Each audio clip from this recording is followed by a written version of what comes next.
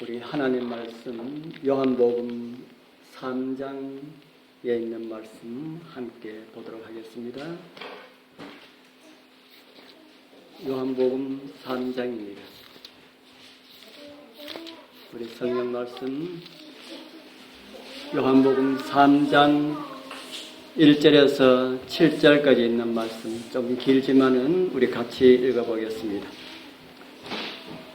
요한복음 3장 1절에서 7절입니다. 바리새인 중에 시작.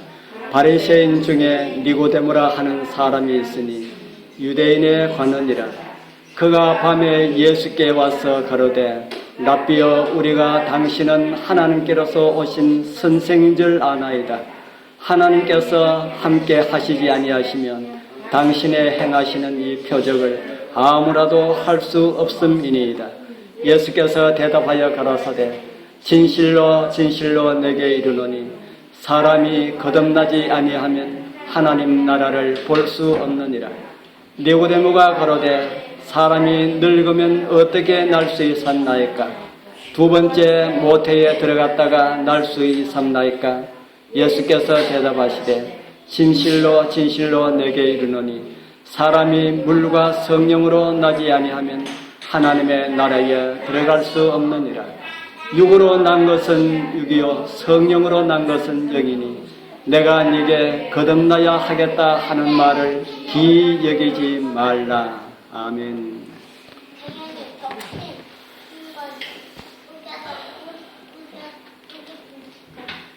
제가 지난주부터 상당히 좀 중요한 내용을 하고 있습니다.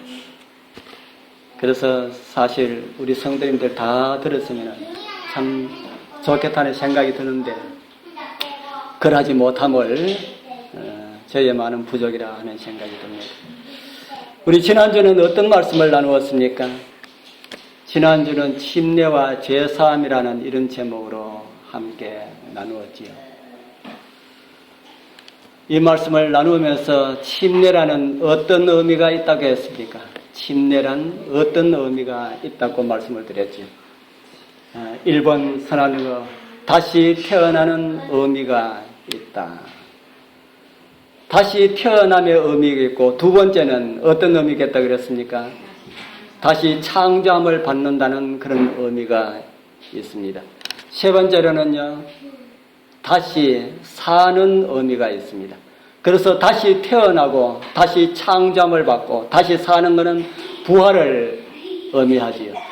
그래서 이 세 가지 의미가 이 침례 속에, 거듭남의 속에 있다 하는 겁니다. 그래서 하나님을 믿는 백성들은 부활하지 않았지만은, 죽지 않았지만은, 살아있지만은 부활의 생명 가운데 산다고 하는 것임을 말씀을 드렸습니다. 그러면은 어떻게 거듭난다고 했습니까? 뭐와 무엇으로 거듭난다 했지요? 물과 성령으로 난다 했습니다. 그 이유를 우리는 새로운 생명의 탄생을 통해서 이해를 얻게 되었습니다. 새로운 태어남의 공식을 지난번에 말씀을 드렸지요. 지구 창조가 뭐와 무엇으로 창조되었다 그랬습니까? 물과 성령으로 창조되었다. 그래서 그 창조의 공식을 제가 이렇게 말씀을 드렸습니다. 창조 시에도 물과 성령이 있었고, 그래서 지구가 물에서 나왔고, 홍수 때에도 물속에서 구원을 받았고, 그것을 침례라 했고, 출애굽 때에도 바람과 물이 있었고, 물속을 통과하여 구원을 받았는데 그것을 침례라고 했습니다. 예수님께서 침례 받으실 때도 물에서 침례받고 올라오실 때에 하늘에서 뭐가 임했습니까? 성령이 임하였습니다. 물과 성령으로 임하였습니다. 우리 예수님께서 우리에게 침례를 주라고 했는데 그 침례도 바로 물과 성령으로 나야 됨을 우리에게 말씀을 하고 있습니다. 거듭남의 공식은 물과 성령으로 태어나야 한다 하는 이런 진리를 주님께서 우리에게 가르쳐 주셨습니다. 그래서 침례의 의미가 그러하다 하고 말씀을 드렸습니다. 침례의 의미는 예수님과 함께 죄에 대하여 어떻게 하는 것이고요? 죄에 대하여 죽는 것이고, 침례는 예수님과 함께 죄에 대하여 죽는 것이고, 물에 들어갈 때에 죄에 대하여 죽는 것이고, 죽지 아니하면은 다시 날 수가 없습니다. 그래서 그의 죽으심과 합하여 침례받은 줄을 알지 못하느냐라고 그렇게 말씀하신 것처럼 침례는 예수님과 함께 죽는 것을 의미한다 합니다. 그리고 예수님과 함께 장사 지냄을 의미를 한다고 말씀을 드렸습니다. 예수님과 함께 무덤에 들어가는 것이다. 무슨 무덤에 들어가는 겁니까? 침례받을 때 무슨 무덤에 들어가는 겁니까? 물무덤에 들어가는 겁니다. 지난번에 제가 죽은 자는 뭐가 없다고 말씀을 드렸습니까? 죽은 자는 말이 없다. 그래서 무덤에 들어간 사람의 말은 무덤에 들어가기 전에 사람의 말과 말이 다르다 하는 사실을 말씀을 드렸습니다.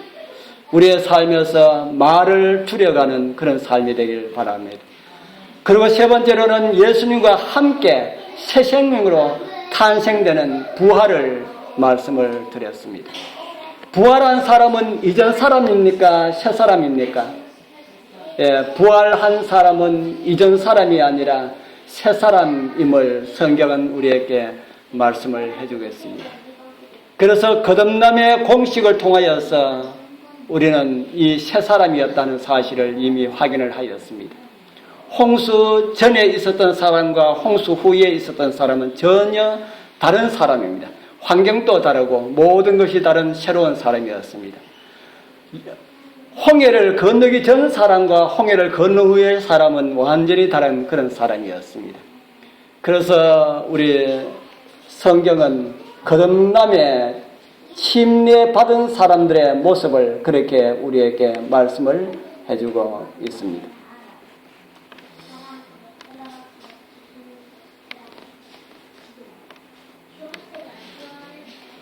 부활의 생명은 예수 안에서 자유인으로 살아간다 하는 것입니다.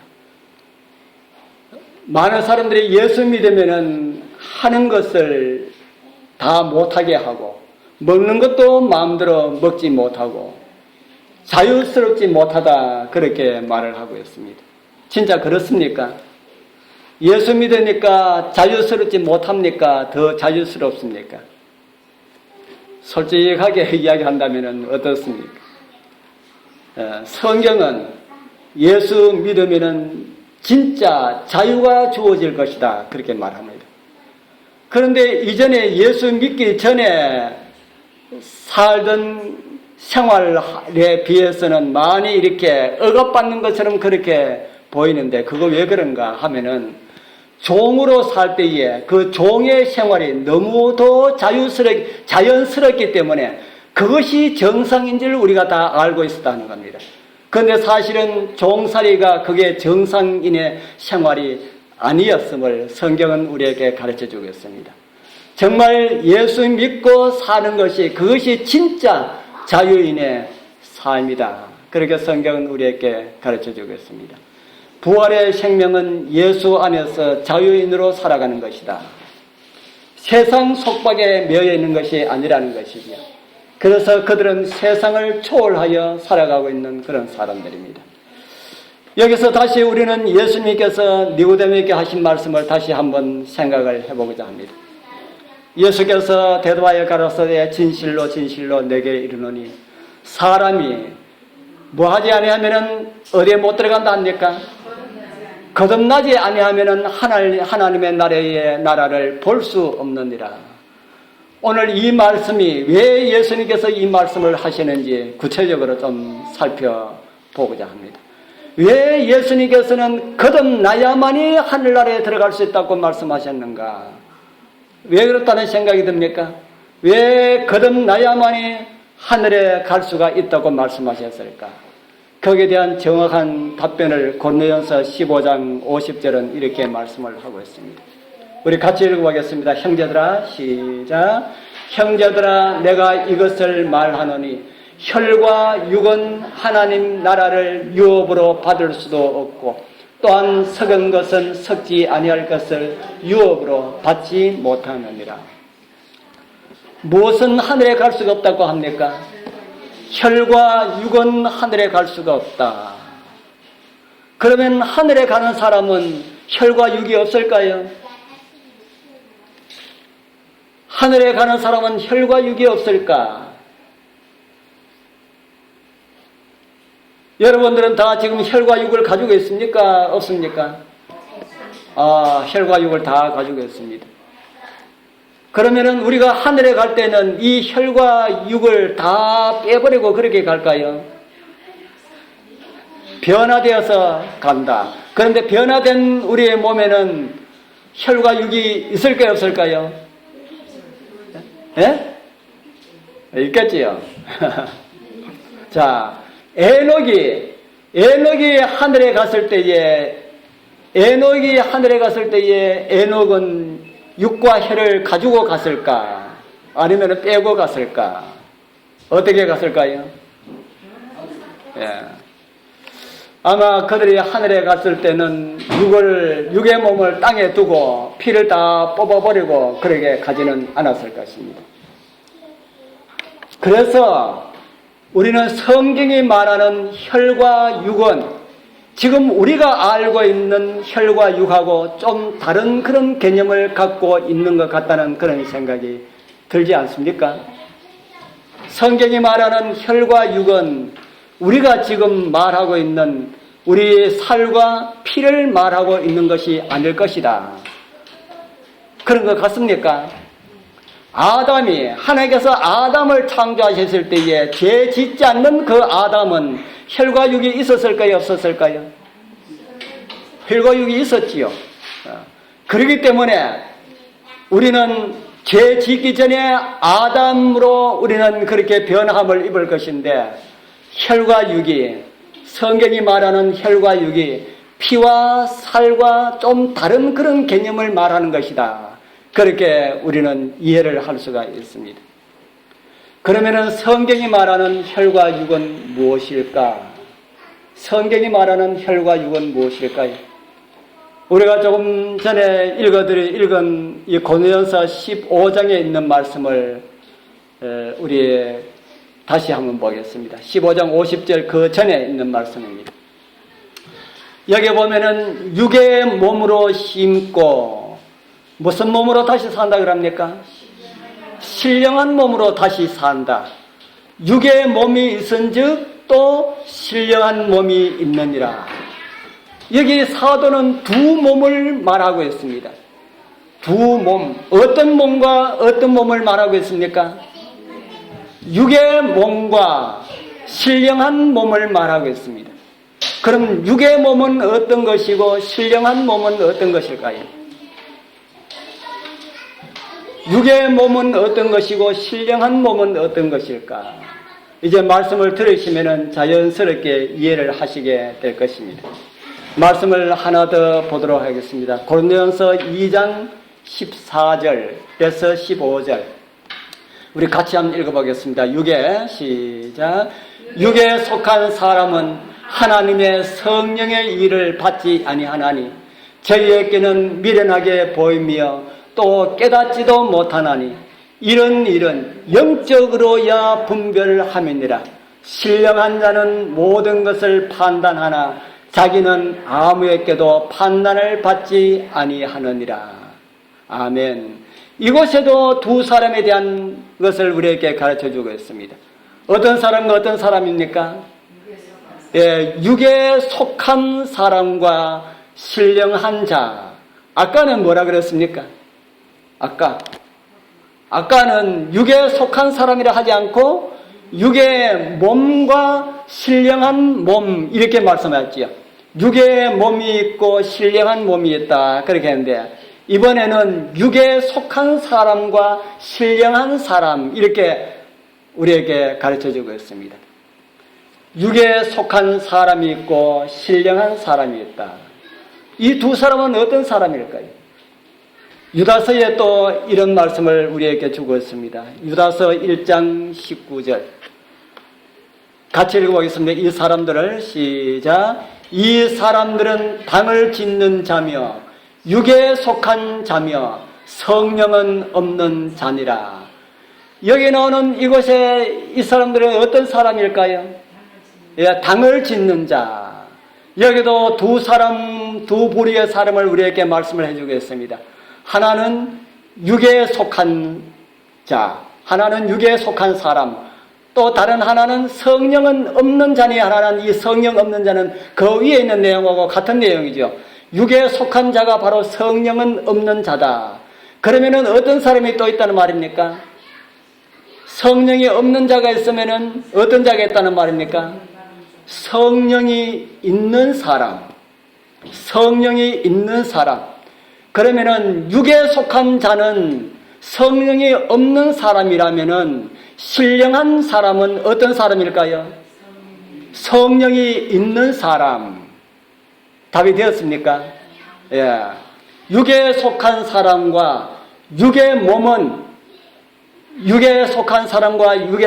성령이 없는 사람들을 가리키는 성경의 표현입니다. 그리고 신령한 사람은 성령이 있는 사람들을 가리키는 그런 말임을 성경은 우리에게 보여주고 있습니다. 고린도서 15장에는 신령한 몸과 육의 몸이라고 말하고 있고요. 그리고 고린도서 2장에는 육에 속한 사람과 신령한 사람이라고 하고 있고요. 유다서에는 육에 속한 자는 성령이 없는 사람이고 신령한 자는 성령 있는 사람이라고 그렇게 우리에게 가르쳐주고 있습니다. 그러면은 혈과 육이란 무슨 말일까? 혈과 육은 다른 말로 한다면은 우리의 몸의 피를 말함이 아니고 육에 속한 사람이다라는 그런 말씀으로 우리는 이해를 할 수가 있습니다. 혈과 육은 하나님의 나라에 들어가지 못한다. 혈과 육은 하나님의 나라에 들어가지 못한다. 네가 거듭나야 되겠다라는 이 말씀 이해를 하셨습니까?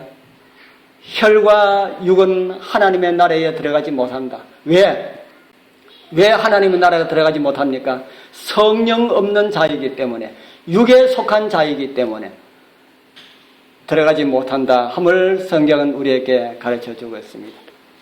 그러면은 우리가 언제 혈과 육이 되었을까요? 혈과 육은 이제 알았지 않습니까? 혈과 육은 육에 속한 것이다. 성령이 없는 사람이다. 이제 그렇게 우리가 이해를 했으니까 혈과 육은 언제 혈과 육이 되었을까? 이제 좀 쉬워졌을 것입니다. 혈과 육은 언제 혈과 육이 되었을까? 우리 여러분들 머릿속에 답들이 많이 이렇게 올라올 겁니다. 하나님께서 최초의 사람들을 창조하셨을 때도 몸이 있었습니까? 예, 아까도 말씀드린 것처럼 피도 있었습니까? 예, 피도 있었습니다. 혈도 있었고 육도 있었습니다. 그러나 성경이 말할 때의 혈과 육은 그런 의미가 아님을 이제 이해하셨지요. 성경이 말하는 혈과 육은 그런 사람 몸의 피와 몸을 말하는 것이 아님을 우리는 이해를 했습니다. 육에 속한 사람이고 성령이 없는 그런 사람임을 우리가 이해를 했습니다. 고린도전서 아까 읽은 15장에서는 혈과 육을 아주 자세하게 우리에게 설명을 해주고 있습니다. 고린도전서 15장 42절에서 50절까지인데요. 좀 길지만은 우리 혈과 육, 제가 빨간 거는 혈과 육이고 노란 거는 성령이 있는 사람입니다. 그래서 그런 걸 생각하면서 우리 한번 읽어보겠습니다. 죽은 자의 시작. 죽은 자의 부활도 이와 같으니 썩을 것으로 심고 썩지 아니할 것으로 다시 살며 욕된 것으로 심고 영광스러운 것으로 다시 살며 무엇으로 심고 약한 것으로 심고 강한 것으로 다시 살며 그런 것 같습니다. 육의 몸으로 심고 신령한 몸으로 다시 사나니 육의 몸이 있은즉 또 신령한 몸이 있느니라. 기록된 바 첫사람 아담은 산 영이 되었다 함과 같이 마지막 아담은 살려주는 영이 되었나니 그러나 먼저는 신령한 자가 아니요 육 있는 자요 그 다음은 신령한 자니라. 첫사람은 땅에서 났으므로 속한 자이거니와 둘째 사람은 하늘에서 나셨느니라. 무릇 흙에 속한 자는 저 흙에 속한 자들과 같고 무릇 하늘에 속한 자는 저 하늘에 속한 자들과 같으니 우리가 흙에 속한 자의 형상을 입은 것 같이 또한 하늘에 속한 자의 형상을 입으리라. 형제들아 내가 이것을 말하노니 혈과 육은 하나님 나라를 유업으로 받을 수 없고 또한 썩을 것은 썩지 아니한 것을 유업으로 받지 못하느니라. 아멘. 이 내용을 제가 도표로 만들어 보았습니다. 하나는 육에 속한 자이고 하나는 영에 속한 자입니다. 두 사람을 비교를 했습니다. 누구와 누구겠습니까? 두 사람을 비교했는데 누구와 누구겠습니까? 육에 속한 사람과 영에 속한 사람인데 구체적으로 두 사람을 비교하고 있습니다. 그 빨간 글씨 보면은 한 사람은 산 영으로 지음을 받았고 한 분은 살려주는 영으로 오셨습니다. 한 사람은 누구고 한 사람은 누굽니까? 한 사람은 아담이고 한 사람은 예수 그리스도입니다. 아담에게 속한 사람은 이쪽에 썩을 것, 욕된 것, 육의 몸, 육 있는 자, 흙에 속한 자, 혈과 육이고 예수 그리스도께 속한 자는 영에 속한 자로 썩지 아니할 것, 영광스러운 것, 신령한 몸, 신령한 자, 하늘에 속한 자 이렇게 우리가 이해를 할 수가 있습니다. 고린도서 15장은 부활에 대한 말씀을 하면서 예수님과 아담을 비교하면서 말씀하고 있습니다. 육에 속한 자는 아담이고 영에 속한 자는 예수님이시다. 그렇게 기록을 하고 있습니다. 하나님께서 사람을 창조하실 때에 영에 속한 사람이었을까요? 육에 속한 사람이었을까요? 하나님께서 아담을 처음에 창조하실 때는 영에 속한 사람이었습니다. 그래서 산영이라 그렇게 말씀을 하고 있습니다. 영에 속한 사람이었는데 그럼 언제 육적 존재가 되었을까요? 다른 말로 하면 언제 혈과 육이 되었을까 하는 말입니다. 범죄함으로. 창세기 2장 7절에 여호와 하나님이 흙으로 사람을 지으시고 생기를 그 코에 불어넣으시니 사람이 생명이 된지라 이렇게 말씀하시죠. 이때는 생명, 살아있는 영에 속한 사람이었습니다. 바로 이 생명이 육이 되는 사건이 발생하게 됩니다. 이렇게 평화로운 사람들을 미혹하여 멸망으로 가도록 하는 자가 에덴에 침투하여 들어온 것입니다. 그리고 우리는 성경에서 이런 슬픈 광경을 보게 됩니다. 창세기 3장 6절에서 8절 우리 또 같이 읽어보겠습니다. 여자가 시작.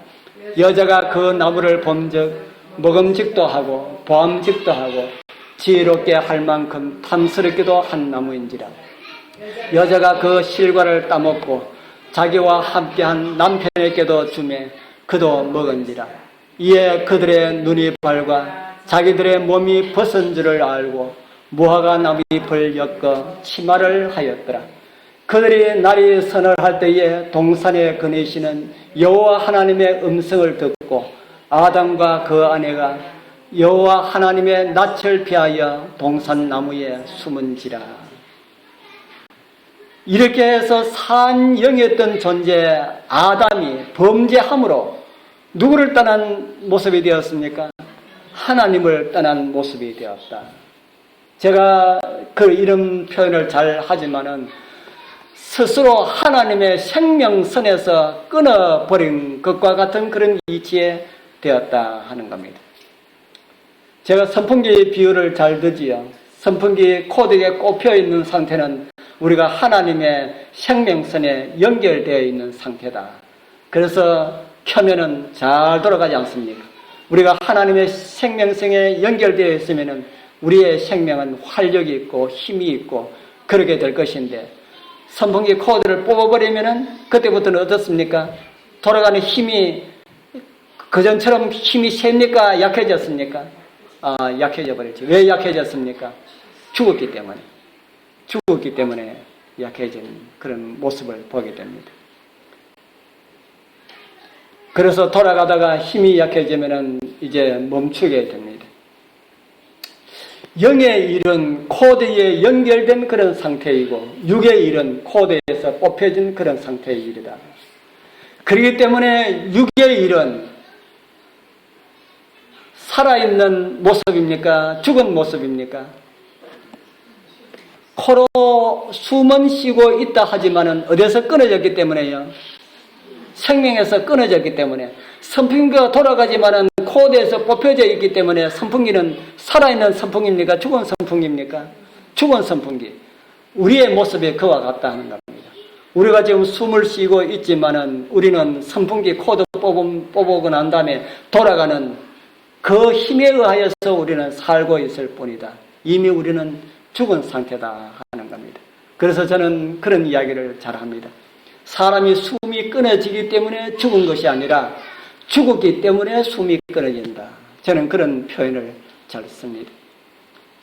우리는 우리의 생명은 하나님의 생명에서 그렇게 끊어졌다. 그렇게 말씀을 성경은 우리에게 가르쳐주고 있습니다. 많은 사람들이 힘께나 쓴다고 덤비지만은 그 사람 코에 하나님께서 숨쉬는 그 능력을 그 순간 끊어버리면 어떻게 됩니까? 아무것도 할 수 없는 그런 존재가 된다 합니다. 죽은 사람 보고 일어나라고 외치면 일어납니까? 죽은 사람 보고 일어나라고 소리치고 하면 일어납니까? 못 일어납니까?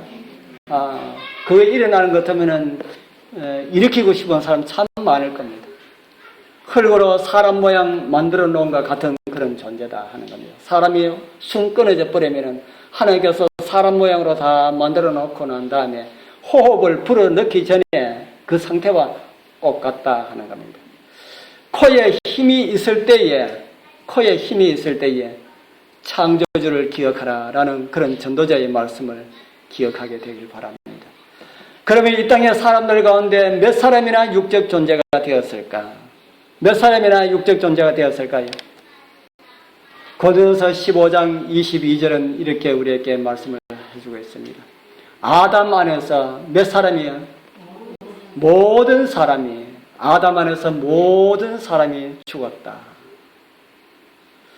모든 사람이 죽었다. 그렇게 성경은 말을 하고 있습니다. 다른 성경에는 이렇게 말을 합니다. 의인은 몇 명이 있다 그럽니까? 의인은 하나도 없다. 신령한 사람이 몇 사람이 있다 그럽니까? 성령에 속한 사람이 몇 사람이 있다 그럽니까? 성령에 속한 사람이 한 사람도 없다.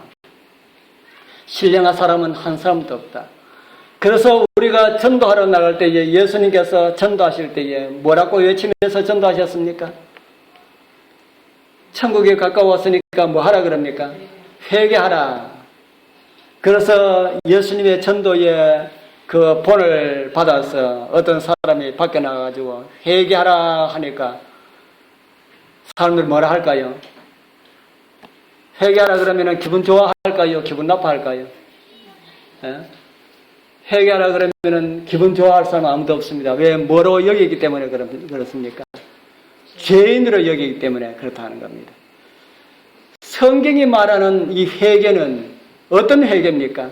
성경이 말하는 회개는 도둑질하고 난 다음에 그 도둑질을 해결하는 회개가 아닙니다. 물론 그것도 해결을 해야지요.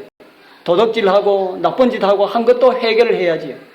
그러나 성경이 하는 회개를 하는 말은 무슨 말일까요? 제가 지금까지 쭉 이렇게 말씀드린 이걸 토대로 생각한다면은 성경이 말하는 회개는 뭐가 회개일까요? 영으로 또요. 또 무엇이라는 생각이 듭니까? 또 어떤 것이 진정한 회개라 하는 생각이 듭니까? 선풍기 코드 뽑히는 그 선풍기가 어떻게 해야만이 선풍기가 다시 돌아갈 수가 있습니까? 그 복귀, 생명선으로 복귀해야만이 다시 하는 것처럼 우리 회개가 뭡니까? 다시 돌아가라. 어디로요? 하나님의 생명선으로 돌아가라 하는 겁니다. 성경은 죄에 대해서 정말 이렇게 우리에게 말씀을 해주고 있습니다. 에베소서 4장 18절 이렇게 우리에게 말씀을 합니다. 우리 같이 읽어보겠습니다. 저희 시작. 저희 총명이 어두워지고 저희 가운데 있는 무지함과 저희 마음이 굳어짐으로 말미암아 하나님의 생명에서 떠나 있도다. 어디서 떠나 있다고 합니까? 하나님의 생명에서 떠나 있다. 제가 아까 말씀드린 것처럼 선풍기가 선풍기 고대에서 뽑혀져 있는 그런 상태를 가리키는 그런 말씀이다 하는 겁니다. 그렇기 때문에 예수님께서 뭐 하지 아니하면 하늘나라에 갈 수 없다고 했습니까? 다시 나지 아니하면은, 다시 나지 하지 아니하면은 하늘나라에 갈 수가 없다. 왜 그렇습니까? 뽑혀진 생명으로, 죽은 생명으로는 하늘에 갈 수가 없다 하는 것입니다. 그래서 주님께서 니고데모와 대화하는 가운데 하늘에 가려면은 어떻게 하라고 했습니까? 하늘에 가려면은 어떻게 하라 했습니까? 거듭나야만이, 다시 나야만이, 다시 태어나야만이 하늘에 갈 수가 있다. 이렇게 말씀을 하고 있습니다. 왜 사람이 거듭나야만 하늘에 갈 수 있는지 이해하셨습니까? 고린도서 15장 45절 우리 또 같이 한번 읽어보겠습니다. 기록된 바 시작. 기록된 바 첫사람 아담은 산 영이 되었다 함과 같이 마지막 아담은 살려주는 영이 되었나니. 왜 마지막 아담은 살려주는 영으로 이야기했을까요? 우리가 많은 이야기를 했지 않습니까? 이 세상의 모든 사람들은 아담 이후로 다 뭐가 되어버렸습니까? 다 죽었으니까요. 다 죽었으니까 누가 와야 됩니까? 산 영이 와서 되는 것이 아니고 살려주는 영이 와야 된다.